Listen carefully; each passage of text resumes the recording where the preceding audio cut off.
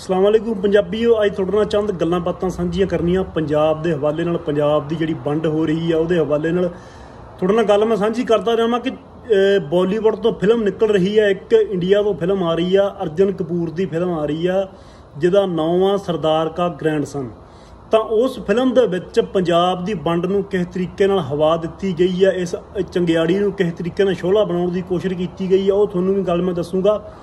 कि पहला मैं अपने भाइयों नूं इह दस दियां, जिहड़े बाई साडे सानूं कहिंदे हुंदे सी कि यार तुसीं पंजाब की वंड रोकदे हो, तुसीं पंजाब की वंड ना मंजूर दा हैशटैग चलाउंदे हो, तो मतलब तुसीं पंजाब दुश्मन हो, तुसीं पाकिस्तान दुश्मन हो, तुसीं चाहुंदे नहीं कि छोटे सूबे होण तो छोटे सूबे गांह तरक्की करन।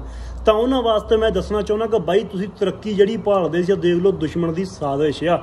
बार्डरों पार बैठे थोड़े जिहड़े आ सके ये थोड़े खिलाफ साजिश करदे आ, क्योंकि पंजाब आ सिर पाकिस्तान दा, ते पंजाब गया तो पाकिस्तान गया तो पंजाब गया।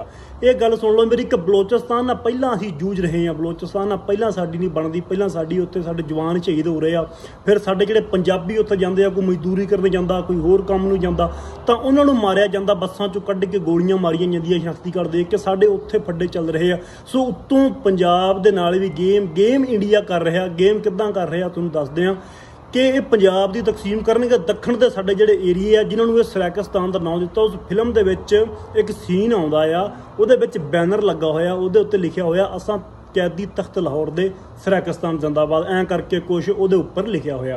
सो ये जिहड़ा दक्षिण का एरिया साडा मुल्तान का एरिया होवे, डेरा गाजी खान का एरिया होवे, सो इहनूं पंजाब नालों तोड़ना चाहुंदे आ ताकि पंजाब का जिहड़ा जोर है, पंजाब की जिहड़ी पावर है वो घट जाए।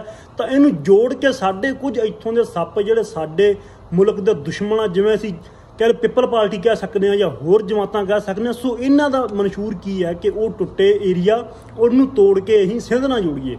तो जोड़ के असीं की करांगे, बिलावल भुट्टो सिंधु देश की धमकी दे चुकिया सानूं कि मैं सिंधु देश बनाऊंगा, पहले बंगलादेश बनया। सो मैं सारे पंजाबियों नूं, सारे पाकिस्तानियों कहना चाहुंदा, भाई अखां खोलो, टाइम नेड़े आ, थोड़ा पत्ता कट्टण वाला आ। पंजाबियों की गिणती हर साल घट हो रही है, तुहानूं मैं दसदा किदां घट हो रही है। मरदमशुमारी दे विच पंजाबियों की गिणती हर साल घट हो रही है।